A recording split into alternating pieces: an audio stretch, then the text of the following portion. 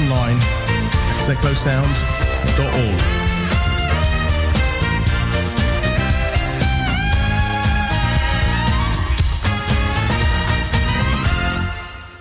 You're listening to the MooCamp Radio Show on Seclo Sounds, and we're rather delighted that you are. We had a week off, and in that time, since we had a week off, really not much has happened, but we did have football on Saturday, so probably a good time for us to start talking about football, as that is the thing we pretend we're here to do. Middlesbrough. Hands? A lack of hand. Whoops. That's somebody saying hand. That's somebody. Yeah. Was that your phone or the show phone? It was my phone. That's disgraceful. Was it away? It was away. Yeah, no hand. So you weren't there. No hand. Mate. Hand, I was there. So I shall talk, and you guys can ask me questions and things like that about what happened. But let me pick out a few things that confuse me. First of all, why are they called Borough? Hold on, let me ask my mum because she's from Middlesbrough. Because it's not Middlesbrough, it's Middlesbrough. Yes, Brough. Why aren't they called Brough? Yeah, you're quite right, actually. There is no borough anywhere in it. Yeah. Sorry, this is important. It's important to me. If anyone knows out there why they're called Borough, is it just because, I don't know, people can't say bruh? Because they're northern and they have no clue about anything. That's it. Bruh. Could Bruh not be Brough? Is not Brough Brough. Middlesbrough. A river? Middlesbrough. A or river. Brough. Or, Brouge. Middlesbrough. Middlesbrough. OUGH can be pronounced in 7 different ways in our beloved language. And welcome to the MooCamp Radio Show. Okay, so look, that's perhaps not the most important point of the day, but it annoys me slightly. So if someone knows and could let us know, I would appreciate it. Why are Middlesbrough called Middlesbrough when their town is actually called Middlesbrough? Middlesbrough. Middlesbrough. I'm going to call them Brough from now on. Brough. Go on, you bro. I'm going to say. Okay, so we've done the hams bit. I want to talk about the big ship. One of the things you notice, and this is perhaps just my sheltered upbringing, but when you get to places like Middlesbrough, you get to realise what industry actually looks like. Because it's, we're used to industry in Milton Keynes being a little estate round the corner that might have a 3-storey building rather than a 2-storey building. But some of their stuff is massive up there. It's just big. Yeah, and that was a fair tanker, wasn't it, as well? It was a massive ship. Did I mention the ship? Oh, no, I don't think you have it? Was there a ship there? There's a ship there. It's big, and I don't know if it's on the river or not, but it's by the side of the river. I last went to that stadium, I think, 20 years ago, and it must have been open somewhere in the region of 20 years. But last time I went there, Ravanelli and Janino were playing. Crikey. Great players. So, yeah, great, cracking. I mean, I actually stood and I watched the Ravanelli shirt over the head. I'm miming shirt over the head for those of you who can't see, but saw the Ravanelli shirt over the head thing in the flesh, which was kind of cool. Who says Milton Keynes don't have history? Yeah, absolutely, we have history. I saw a Middlesbrough player score a goal. Just 20 years ago, before I was born. Yeah. Has anyone else been there? I've been To to Middlesbrough. Middlesbrough, yeah. Been to the stadium? No. No. I couldn't get in. There was a massive big ship right across the front door. Couldn't get anywhere near it. Was it in the river? No. No, okay, that's cleared that up. Or then. yes. I think it's a really nice stadium. I mean, it's starting to look old and tatty, which is weird because it's only 20 years old. But we were saying, one of the things we said repeatedly on Saturday was, where's the black marble? Why haven't they used black marble? Because it's starting to look tatty already. Whereas ours... down there. Yeah, absolutely. They'll learn to regret that. They will love to regret it. Yeah. We sounded all right, actually, on the radio. We sounded all right. I thought we were good. Well, especially against a team like Middlesbrough. Middlesbrough. There weren't all that many. What do we have? 300 and something? 350 or something? Or thereabouts? Don't know. I didn't even know we had fans. No, fair enough. Well, we had 350 odd, which I think for a journey of that sort of size, for us, it was quite impressive. What time did the coaches leave? Any idea? I think it was 8:30. 8:30 or 9. Distance, did you enjoy your journey? I did, yeah. I had a great trip up there. Stayed over in Newcastle. So of course you did. Of course I did, yeah, as you would. You little uni student, you. Well, it was a Great North Run, Was it really? Oh dear. And I love watching men in shorts, basically. So it was... we stayed over in Newcastle for the night. But, yeah. Did you see the bridge? Which bridge?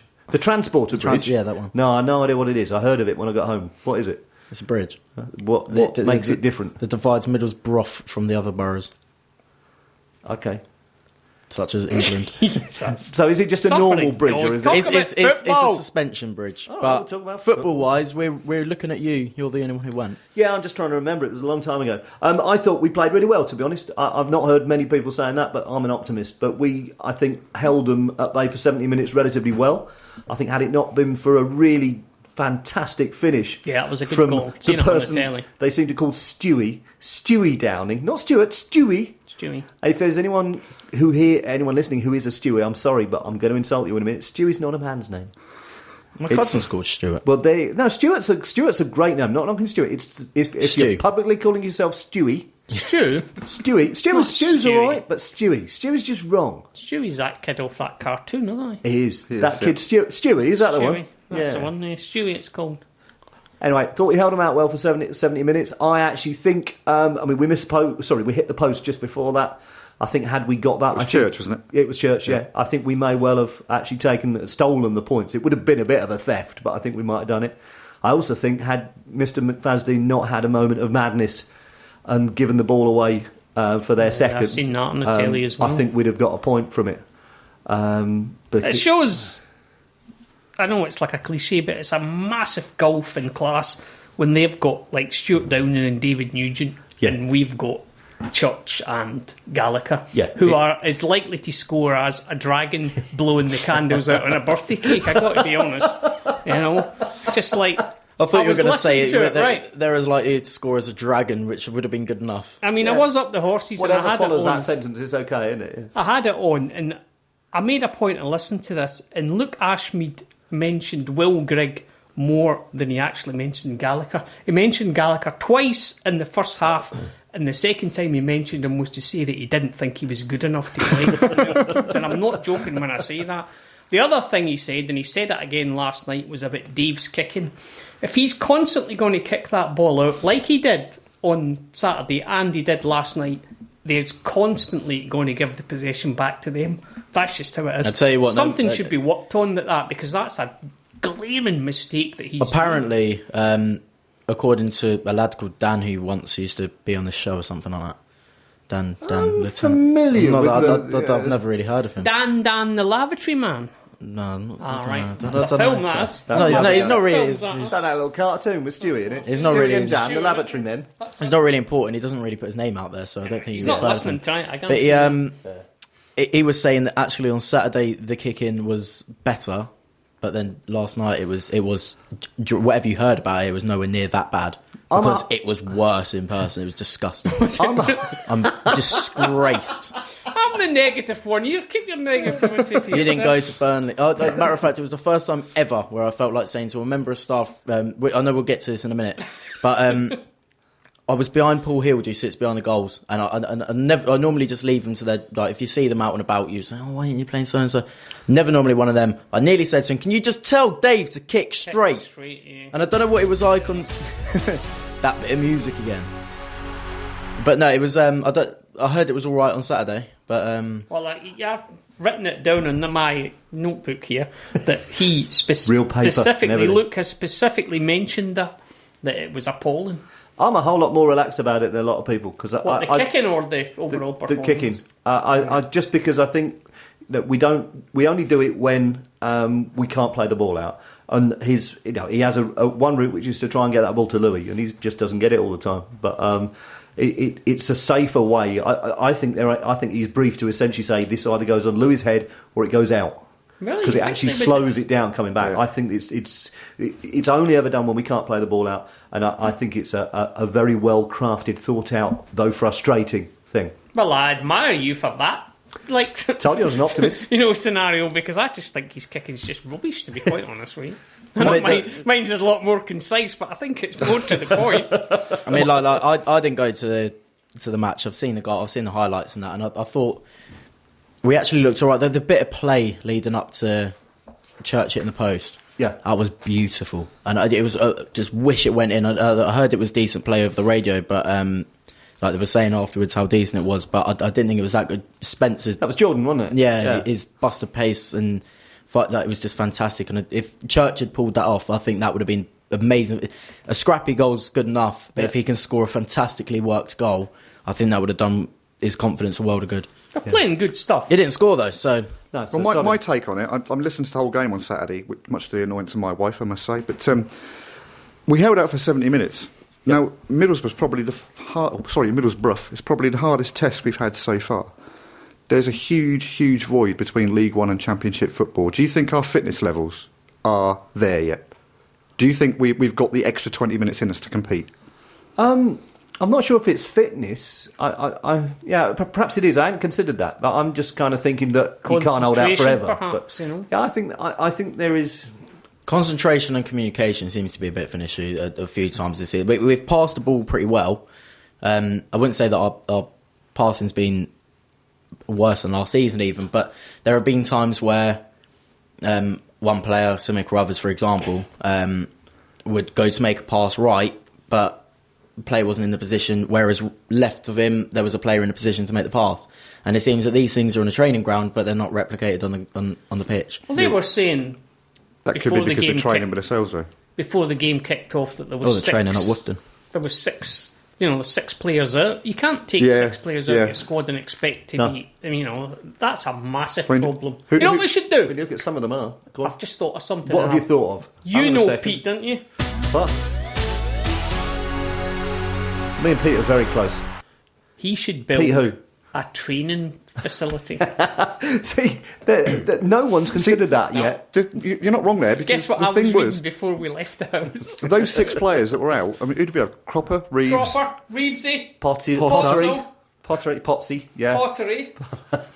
2/3 of the players that were out were all knee 2/3 of injuries. he was out. Yeah. And knee injuries, as they've always said, goes back to the training ground. Yeah. So surely it's got to be thought about. Yeah.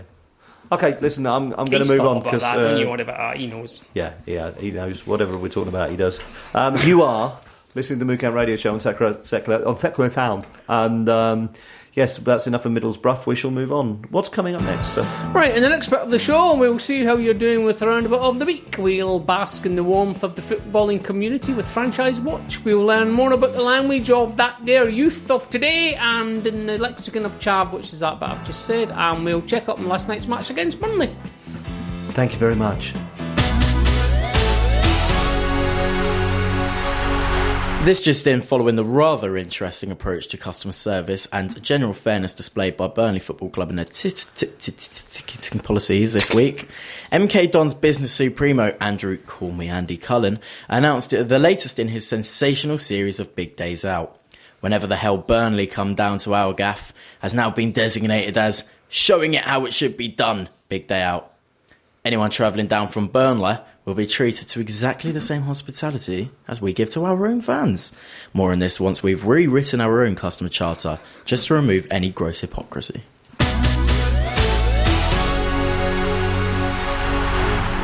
OK, you can contact us by becoming a threat to the security of our country, our economy and our families, or alternatively, you can use more conventional methods. You can contact us on Facebook, and we're at facebook.com/the MooCamp. You can tweet us using the hashtag the MooCamp during the show. You can email radio@moocamp.com. You can text 80085, but remember to start your message with, this could be taken 2 ways. This could be either G's we can or just we can. Or else it won't reach us, so you choose your spelling. Or you can text direct to the studio on 07848 930 396. I have an actual contributor who is answering a question that we posed earlier. Okay, which one? Is this the bro? This is from my mum in wherever I live, that says, I said to her, why is Middlesbrough called Middlesbrough when you lot, by you lot, when there is no borough in it? And she said, apparently, way back when, some official spelt it wrong and it stuck when it should have been spelt borough, but it just stuck ever since. We should spell it differently now ourselves in another way. I don't know, put an extra P or Z or something in the middle. See if that catches on too. Thank you very much, Albie's mum. We really appreciate that. Yeah, well, at least she's listening this week. We need a feature each week, which is Albie's mum says. Or Albie's parents. Yeah. Martin from Wolverton, incidentally, said, loving this season, so many new grounds to see, and we haven't got the faintest idea what's going to happen. Loving it. Doris Eiderdown, bloody hell, she's back again. Yeah. Coffee Hall, and she has sent in a text. which is just a rambling string of swear words accompanied by a single poorly lit naked photograph. We'll be putting that on the website later, don't you worry about that. So thanks for that, Doris. Harry Larry Marry tweets, up the Hatters, Hatters not haters but Hatters not hitters. And Jeremy from Islington has texted in to say, I was tricked into it. I love you guys really, I can't stand the Kingston lot. I've had a Facebook message from Scott McGregor who's just said, you'll have to bear with me because this might take a while, ask the Ouija